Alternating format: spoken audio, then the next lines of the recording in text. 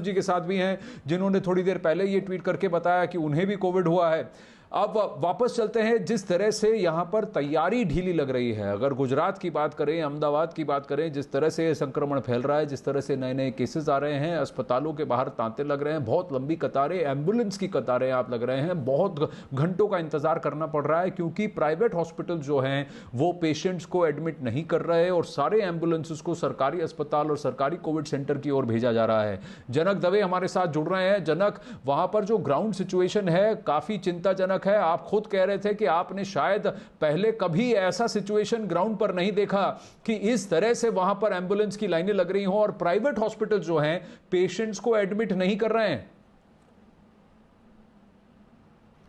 बिल्कुल आनंद, देखिए स्थिति में कोई बदलाव नहीं है। 1 घंटे से मैं खड़ा हूँ, इनफैक्ट जो कतार है वो लंबी होती जा रही है। अब आपको मैं पहले दिखाऊंगा तो तस्वीर, जो एम्बुलेंस 45 मिनट, एक एम्बुलेंस को अंदर जाने में 45 मिनट जितना वक्त लगता है या 1 घंटा, तो मान लीजिए अगर 12 एम्बुलेंस है तो 12 घंटे बाद उस मरीज को एडमिशन मिलेगा, तब तक कि केवल प्राथमिक उपचार ही उसको हो पाएगा। ऐसे में दिक्कत कितनी है ये अपने आप में पता चलता है।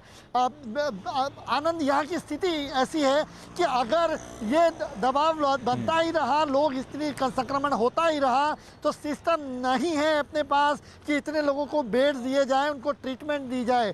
1900 बेड है, ये जो सामने जो अस्पताल दिख रहा है उसमें 1900 बेड हैं जो पूरे के पूरे भरे जा चुके हैं। जो बेड खाली होगा, एक मरीज जब आता है 10 दिन बाद वो बेड खाली होता है आनंद, और उसमें भी अगर ये स्थिति ऐसी बरकरार रहती है तो उनके पास कोई बेड अतिरिक्त नहीं है। ऐसी में स्थिति और भयावह हो जाएगी। और वैसे ही जनक, एक और बात बताइए, ये जो मोबाइल आरटीपीसीआर टेस्ट है, इससे क्या फायदा होगा?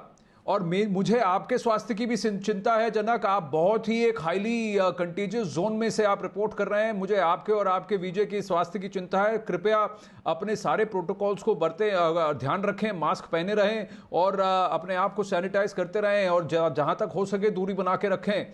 लेकिन एक बात बताइए, ये जो मोबाइल आरटीपीसीआर टेस्ट की जो मुहिम है अहमदाबाद म्युनिसिपल कॉर्पोरेशन की, क्या इससे कुछ फर्क पड़ने वाला है?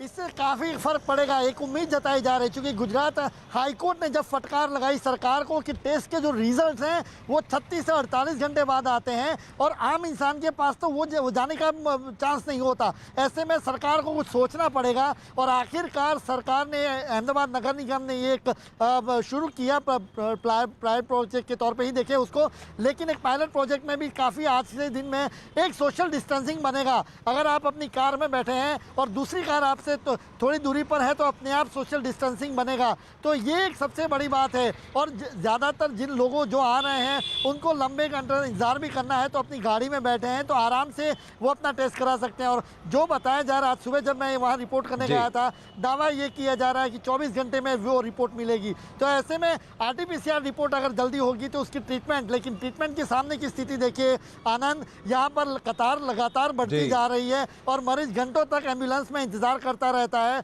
और उसको प्राथमिक उपचार ही मिल पाता है। उसको जो अतिरिक्त दवाई देनी है या उसको ट्रीटमेंट देनी है वो नहीं दी जाती है। ऐसे में कई बार मरीज बेड तक जाए उससे पहले ही दम तोड़ देता है। तो ये स्थिति फिलहाल अभी अहमदाबाद में बनी हुई है। बिल्कुल जनक, इसमें सिर्फ हम एक ही बात कह सकते हैं हमारे दर्शकों को कि आप अपने आप को टेस्ट कीजिए। हल्के से भी सिम्टम्स लगे तो टेस्ट कराने से अपने आप को कतराइए मत और अपने आप को इमीडिएटली आइसोलेट कर लीजिए।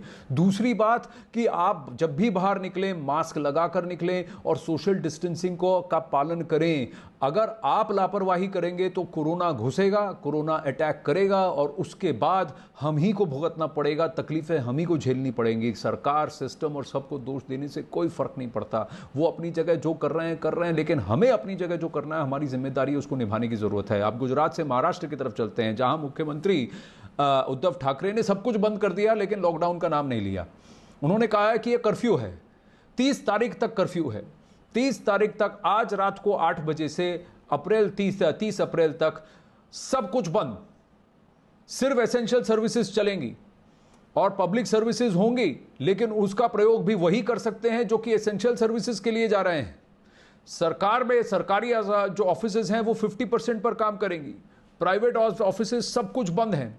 धारा 144 लगा दी जाएगी। और इस पाबंदी को लागू करते वक्त उद्धव ठाकरे ने साफ किया कि राज्य में लॉकडाउन नहीं लगाया जा रहा, लेकिन सख्ती बरती जा रही है, जिसमें सिर्फ जरूरी सेवाओं को छोड़कर बाकी सभी सेवाओं को बंद करने का आदेश कर दिया गया था। उद्धव ठाकरे ने इसे ब्रेक द चेन मुहिम का नाम दिया है। उन्होंने राज्य के लोगों से अपील करते हुए कहा कि जरूरी काम नहीं हो तो घर से ना निकलें।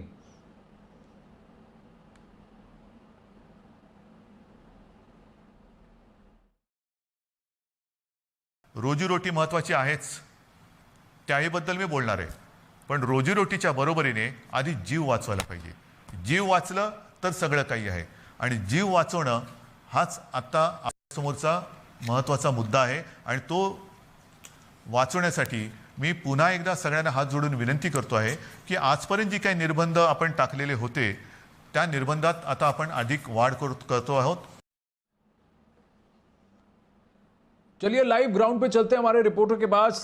सबसे पहले मुझे बताइए कि महाराष्ट्र में लॉकडाउन का नाम नहीं लिया गया, लेकिन सब बंद कर दिया जा रहा है, लेकिन बसें और ट्रेनें चलेंगे। दिवाकर और अभिषेक हमारे साथ हैं। दिवाकर, मैं सबसे पहले आपसे जानना चाहूंगा कि महाराष्ट्र में ब्रेक द चेन के लिए तो ये मुहिम छेड़ी जा रही है, लेकिन क्या लॉकडाउन के साथ हमेशा म्यूजिकल चेयर्स खेलते रहेगा प्रदेश? क्योंकि वेव 1 में भी यही परिस्थिति थी, जो वेव 2 में है सबसे ज्यादा केसेस वहीं महाराष्ट्र से निकल के आए। आनंद, देखिए नौबत क्यों आई महाराष्ट्र में नौबत क्यों आई? सबसे अहम चीज यह है कि सरकार ने इससे पहले तमाम रिस्ट्रिक्शंस लगाए। उस रिस्ट्रिक्शंस का पालन करवाने के लिए जिस एजेंसियों को जिम्मेदारी दी गई थी, बीएमसी और मुंबई पुलिस को, उन्होंने ढंग से सख्ती से जो है उन रिस्ट्रिक्शंस का पालन लोगों से नहीं कराया, जिसके चलते रिस्ट्रिक्शन के बावजूद भी महाराष्ट्र में कोरोना के केसेज लगातार बढ़ते रहे। कल उद्धव ठाकरे के संबोधन के दौरान एक बड़ी महत्वपूर्ण चीज जो उन्होंने कही कि उन्होंने केंद्र सरकार को पत्र लिखा है, ऑक्सीजन की कमी है महाराष्ट्र में और सेना की मदद से महाराष्ट्र में जो है वो ऑक्सीजन पहुंचाया जाए, इसकी मांग की गई है उद्धव ठाकरे की तरफ से पीएम मोदी से। तो इससे ये पता चलता है कि महाराष्ट्र में हालात किस तरह से बिगड़े हुए हैं। ना बेड्स की अवेलेबिलिटी है, ना ही रेमडेसिविर इंजेक्शन है उसकी अवेलेबिलिटी है, और ना ही जो है जो ऑक्सीजन की कमी के चलते मरीजों की मौत हुई है उसका कोई भी तोड़ सरकार के पास नहीं है। तो इससे पहले जो रिस्ट्रिक्शंस लगाई गई आनंद, उसका अगर सख्ती से पालन कराया जाता तो शायद यह स्थिति नहीं बनती। भले ही उद्धव ठाकरे ने पालन कराया जाता ही नहीं। दिवाकर, अभिषेक, सबसे बड़ी बात यह है कि महाराष्ट्र की जनता को समझने की जरूरत है कि उनकी लापरवाही की वजह से कोविड बढ़ रहा है। अगर लॉकडाउन जैसी अवस्था फिर से आई है, भले ही उसे लॉकडाउन नहीं कहा जा रहा, कर्फ्यू जैसी अवस्था आई है, इस तरह से ब्रेक द चेन मुहिम आई है, तो कहीं ना कहीं जनता की जिम्मेदारी है। क्योंकि जनता ने अगर सजग रहते, जनता अगर सेफ्टी प्रोटोकॉल्स को फॉलो करती, तो शायद कोविड का संक्रमण इस तरह से नहीं बढ़ता। तो जिम्मेदारी दोनों तरफ है, यह समझने की भी जरूरत है लोगों को। लोगों का रिएक्शन क्या है?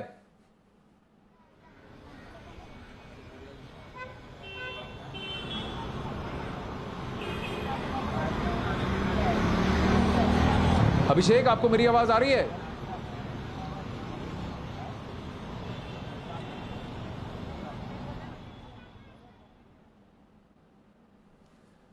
जी, अभिषेक पांडे से बात करें उससे पहले मैं एक और अपडेट देना चाहूंगा हमारे दर्शकों को कि देश भर में कोरोना की दूसरी लहर के गुजरते दिन और ज्यादा खतरनाक होती जा रही है। सिर्फ महाराष्ट्र की बात करते हैं, 50,000 से ज्यादा केसेस वहां महाराष्ट्र में सामने आ रहे हैं। पिछले 24 घंटों में तो मुख्यमंत्री ने खुद कहा कि 60,000 से ज्यादा केसेस थे और 281 लोगों की मौत हुई।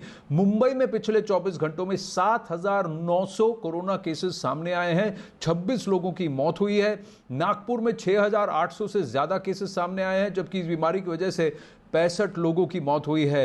और उद्धव ठाकरे ने, जैसा दिवाकर ने कहा, सेंटर से अब गुहार लगाई है। उन्होंने कहा है कि वो प्रधानमंत्री से बात भी करेंगे कि एयरफोर्स मदद करे ऑक्सीजन सप्लाई में। एयरफोर्स की मदद तो होनी चाहिए, क्योंकि ऑक्सीजन की जो सप्लाई है वो रुकी हुई है, उसमें वहाँ पर कमी है। रेमडेसिविर जो इंजेक्शन है जिसको कि क्रिटिकल पेशेंट्स को दिया जाता है अस्पताल में, उसमें भी दिक्कत है। अब वहीं मुंबई के गार्डियन मिनिस्टर असलम शेख ने क्या कहा, आइए सुनते हैं। असलम भाई, जिस तरीके से आज से लॉकडाउन शुरू हो रहा है 15 दिनों का, किस तरीके से लोगों से अपील करते हैं, खास करके ऐसे समय में जब कोरोना अपने पीक पर पहुंच चुका है? लोगों से यही विनती करते हैं कि हमने बहुत कोशिश की कि इस तरीके के रिस्ट्रिक्शन नहीं लाएं, लेकिन कोरोना का जिस तरीके से पेशेंट्स मुंबई शहर में और महाराष्ट्र में बढ़ रहे थे, कहीं ना कहीं इसकी चेन तोड़ना बहुत जरूरी था। लोगों से यही निवेदन है कि हमने वो समाज के तमाम गरीबों का ध्यान रखते हुए और तमाम इस राज्य में जो लोग रहते हैं उनका ध्यान रखते हुए हमने ये लॉकडाउन किया। इसमें उम्मीद करते हैं कि वो हमारा सहकार्य करेंगे, हमारी मदद करेंगे, ताकि मुंबई और महाराष्ट्र फिर से पूरी तरह से खुल जाए और लोगों का कारोबार बढ़े और सारी त्योहार और सारी चीजें हम फिर से जो है जल्लोष से मनाएं जैसे पहले मनाते थे। विपक्ष अभिषेक पांडे हमारे साथ हैं। अभिषेक, मैं आपसे यही पूछ रहा था कि एक तरफ तो सरकार और सिस्टम पर पूछा जा सकता है कि आप तैयार क्यों नहीं थे, आप सजग क्यों नहीं थे, पर दूसरी तरफ लोगों की लापरवाही की वजह से ही तो ये संक्रमण इस तरह फैला है महाराष्ट्र में। लोगों की क्या प्रतिक्रिया है?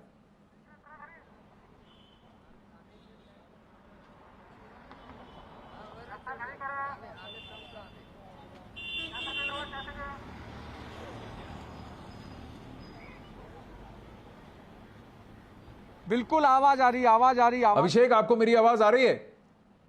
हाँ जी अभिषेक, बोलिए। बिल्कुल आनंद आ रही है।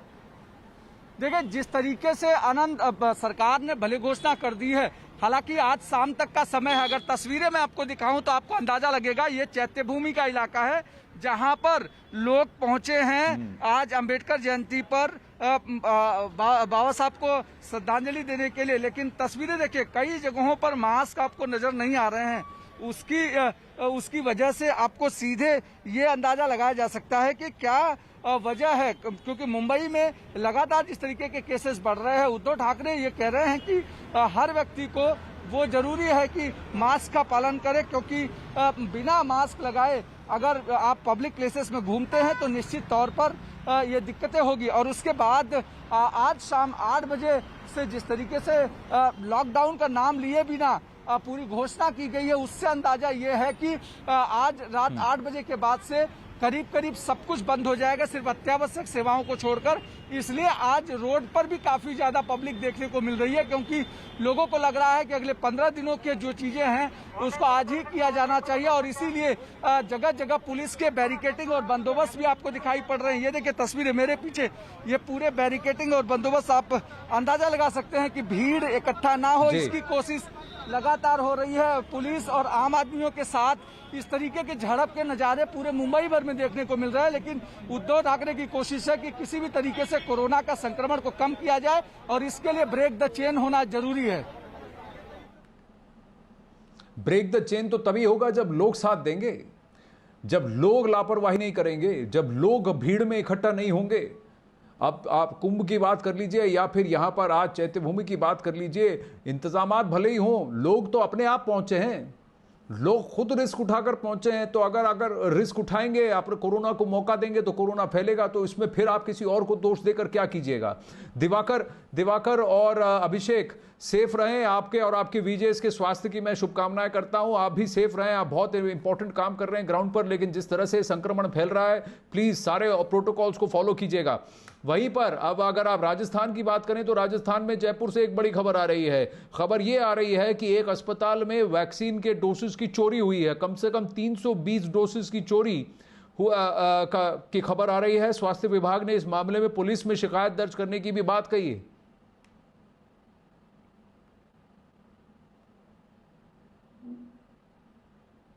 देखिए, एक तरफ आलम यह है कि कंट्रोल नहीं हो रहा, टेस्टिंग, ट्रैकिंग और ट्रीटिंग नहीं हो रही, और दूसरी तरफ आप लोग ये कर रहे हैं कि वैक्सीन के डोजेस की चोरी कर रहे हैं। मास्क पहनिए, जहां तक हो सके घर पर रहिए, सोशल डिस्टेंसिंग का पालन कीजिए। ये संक्रमण अपने आप खत्म हो जाएगा अगर हम सजग रहें। अखाड़ा मिलेंगे एक छोटा सा ब्रेक, बने रहिए।